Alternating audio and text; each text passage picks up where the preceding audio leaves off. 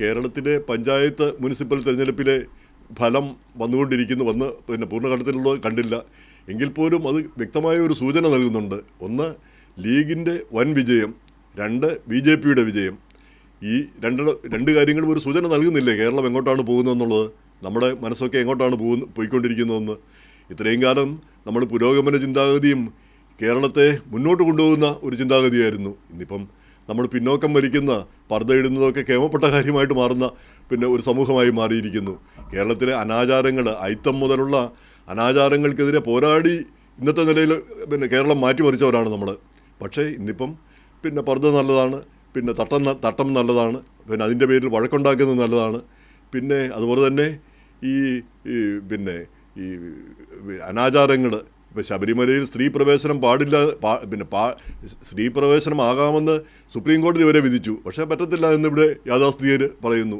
അപ്പം കേരളത്തെ പിന്നോട്ട് വലിക്കുന്ന കാര്യങ്ങൾ. അപ്പോൾ ഇതാണ് ഇവരൊക്കെ പ്രതിനിധീകരിക്കുന്നത്. അപ്പോൾ അവയ്ക്കെല്ലാമാണ് വിജയം കിട്ടിയിരിക്കുന്നത്. അപ്പോൾ കേരളം ഒരു പുരോഗതി അല്ലെ മുന്നോട്ട് കുതിക്കുന്ന ഒരു നാടല്ല, പിന്നോക്കം പോകുന്ന ഒരു നാടാണെന്നാണ് ഈ തെരഞ്ഞെടുപ്പ് നമ്മളെ പഠിപ്പിക്കുന്നത്. പിന്നെ ഈ കോൺഗ്രസിനും നമുക്കറിയാം, പിന്നെ ലീഗ് മുമ്പ് പിന്നെ ഉമ്മൻചാണ്ടി മന്ത്രിസഭയിൽ അന്ന് ലീഗ് 5ാമതൊരു മന്ത്രിയെ ചോദിച്ചു. പിന്നെ മന്ത്രി ഉണ്ടാകുമെന്ന് പിന്നെ ലീഗിൻ്റെ നേതാക്കൾ പറഞ്ഞു. അപ്പം ലീഗിൻ്റെ നേതാക്കൾ പറഞ്ഞത് തന്നെ അത് പിന്നെ മുന്നണിയിൽ ചർച്ച ചെയ്യുമെന്നും വേണ്ട, നേതാക്കൾ പറഞ്ഞു, അതുപോലെ തന്നെ നടക്കുകയും ചെയ്തു. എന്ന് പറഞ്ഞ പോലെ നാളെ ഇപ്പം ലീഗ് പറയുകയാണ് മുഖ്യമന്ത്രി ഞങ്ങളുടെ ആളാണ് മുഖ്യമന്ത്രി എന്ന് പറഞ്ഞാൽ ഐക്യജനാധിപത്യ മുന്നണിയിലെ UDFിലെ മറ്റ് കക്ഷികൾക്ക് മിണ്ടാട്ടം മുട്ടിപ്പോവുകയുള്ളൂ. കാരണം അവർക്ക് എതിർത്ത് നിൽക്കാനുള്ള യാതൊരു ത്രാണിയുമില്ലാന്ന് നമുക്കറിയാം. പിന്നെ BJPയുടെ വിജയം. അപ്പം BJP വിജയിച്ചു കഴിയുമ്പോൾ നമുക്കറിയാം പലപ്പോഴും അത് സംഘർഷങ്ങളിലും ആളുകളെ, ഈ മറ്റാളുകൾ, BJPക്കാരല്ലാത്ത ആളുകൾ, പ്രത്യേകിച്ച് മതപരമായും മറ്റുമൊക്കെ ഉള്ള ആളുകൾക്ക് അസ്വസ്ഥത സൃഷ്ടിക്കുന്ന ഒരു കാര്യമാണ്. ഇപ്പോൾ പന്തളത്ത് അവർ വിജയിച്ചതാണ്, ഇപ്പോൾ തോറ്റുപോയി. പക്ഷേ ഇത്തവണ തൃപ്പൂണിത്തറ പിടിച്ചു. അപ്പോൾ ആ BJP നിലപാടുകൾ അത് ഈ മാർക്സിസ്റ്റ് പാർട്ടിയുടെ ചോട്ടാ സഹാക്കൾ ഈ ഭരണം കൈയാളുന്ന പോലെയാണ്. BJPയിലെയും ചോട്ടാ ആളുകൾ അവരെ മറ്റുള്ളവരെ തോണ്ടുകയും ചാണ്ടുകയും ഒക്കെ ചെയ്യുന്ന അവരവസ്ഥ വരും. അപ്പോൾ അങ്ങനെ ഒരു അസ്വസ്ഥമായ ഒരു കാലഘട്ടത്തിലേക്കാണ് നമ്മളൊക്കെ പോകുന്നതെന്നാണ് എനിക്ക് തോന്നുന്നത്. നമ്മുടെ ആ പുരോഗമന ചിന്താഗതിയും പുരോഗതിയുടെ ഒരു കാലം, ആ കാലമെല്ലാം കഴിഞ്ഞു. ഇനി നമ്മൾ മതരാഷ്ട്രീയത്തിൻ്റെ ഒരു കാലത്തിലേക്ക് നമ്മൾ മാറിപ്പോകുന്നു. അതെന്ത് കഷ്ടമാണ്. കേരളം പോലൊരു ഉന്നത ചിന്താഗതിയുള്ളൊരു സംസ്ഥാനത്ത് ഇങ്ങനെയൊക്കെ വരിക എന്ന് പറയുന്നത് എത്ര ഖേദകരമായൊരു കാര്യമാണ്. ഇപ്പം ലീഗിൻ്റെ വിജയത്തിൻ്റെ ലീഗ് കൊണ്ടുവരുന്ന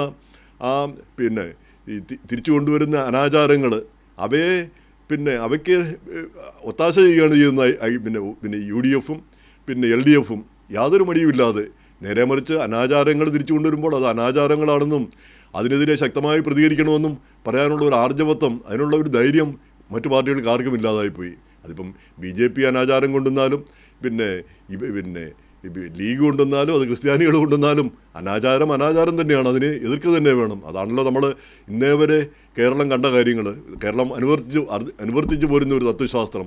അത് പറ്റില്ല, ഞങ്ങളുടെ മതപരമായിട്ട് മാത്രമാണ് നമ്മൾ ചിന്തിക്കുക എന്ന് പറഞ്ഞാൽ കേരളം എങ്ങോട്ട് പോകും? ഇപ്പോൾ ഇന്ത്യയുടെ കാര്യം നമുക്കറിയാം. ഇന്ത്യയിൽ ഇപ്പം നമുക്ക് നമ്മുടെ ആശയങ്ങൾക്ക് വലിയ സ്വാധീനമില്ല. നമ്മൾ ചെറിയൊരു വിഭാഗം ജനങ്ങളാണ് കേരളത്തിൽ മാത്രം. അപ്പോൾ നമ്മുടെ ആ പുരോഗമന ചിന്താഗതികൾ പിന്നോക്കം പോകുന്നത് കാണുന്നതാണ് നമുക്ക് സങ്കടകരമായിട്ടുള്ള കാര്യം. ഇപ്പോൾ ഈ പാലത്തായി പീഡനത്തെപ്പറ്റി മാർക്സിസ്റ്റ് പാർട്ടിയുടെ ഏതോ ഒരു നേതാവ് പറഞ്ഞു, അത് പീഡനത്തിൽ പെട്ടത് ഒരു ഹിന്ദു അധ്യാപകനാണ്, പീഡിപ്പിക്കപ്പെട്ടത് ഒരു മുസ്ലിം കുട്ടിയോ മറ്റോ ആണ്. അപ്പോൾ അത് ഹിന്ദു അധ്യാപകനായതുകൊണ്ടാണ് ഇത്രയും വലിയ പ്രശ്നമാക്കി അവരെടുത്തതെന്ന്. എന്ന് പറഞ്ഞാൽ ഒരു മുസ്ലിം അധ്യാപകനായിരുന്നുവെങ്കിൽ ഈ പ്രശ്നം ഉണ്ടാവില്ലായിരുന്നു എന്ന്, അത് അത്രയധികം ശ്രദ്ധിക്കപ്പെടുകയില്ലായിരുന്നു എന്ന്. അപ്പോൾ അതിനെതിരെ അതിശക്തമായ പ്രതിഷേധം കേരളത്തിൽ ഉണ്ടായി. ഇത്രയും നിന്ദ്യമായൊരു പരാമർശം, ഇത്ര ഹീനമായൊരു കുറ്റകൃത്യത്തിന് മതപരമായൊരു പരിവേഷം കൊടുത്തുവെന്ന്. പക്ഷേ ഇങ്ങനെ ആളുകൾ എല്ലാ കാര്യത്തിനും മതപരമായ ഒരു പരിവേഷം കൊടുക്കുകയും മതപരമായി ചിന്തിക്കുകയും ചെയ്യുന്ന ഒരവസ്ഥയിലേക്ക് കേരളം മാറുന്നു. അപ്പം നമ്മുടെ നവോത്ഥാനമൊക്കെ എവിടെ പോയി? നമ്മൾ വലിയ പുള്ളികളും വലിയ കമ്മ്യൂണിസ്റ്റുകാരും വലിയ ഇടതുപക്ഷക്കാരും, കമ്മ്യൂണിസ്റ്റുകാരേക്കാൾ വലിയ കമ്മ്യൂണിസ്റ്റുകാരായിരുന്നു KSUക്കാരൊക്കെ. അവരൊക്കെ എവിടെ പോയി? പിന്നെ പഴയ KSUക്കാരും പഴയ യൂത്ത് കോൺഗ്രസ്സുകാരും ഒക്കെ അവരെല്ലാം ഇന്ന് മാളത്തിൽ ഒളിച്ചിരിക്കുന്ന ഒരു സ്ഥിതി നമ്മൾ കാണുന്നു. എന്തായാലും ഈ ഇലക്ഷൻ വിജയം നമ്മളെ സംബന്ധിച്ചിടത്തോളം ഇപ്പോൾ പിന്നെ പ്രവാസികളെയൊക്കെ സംബന്ധിച്ചിടത്തോളം നമുക്ക് പ്രശ്നങ്ങളൊന്നുമില്ല. നമ്മൾ ഒരു സേഫ് സോണിലാണ് ഇരിക്കുന്നത്. നമ്മൾ ഇവിടുത്തെ വർഗീയത ഇവിടെ വളർന്നു വരുന്ന വർഗീയതയും ഇവിടെ വരുന്ന പ്രശ്നങ്ങളുമാണ് നമ്മളിവിടെ ചിന്തിച്ചുകൊണ്ടിരിക്കുന്നത്. പക്ഷേ നമ്മുടെ നാട് അങ്ങനെയൊന്നും അല്ല.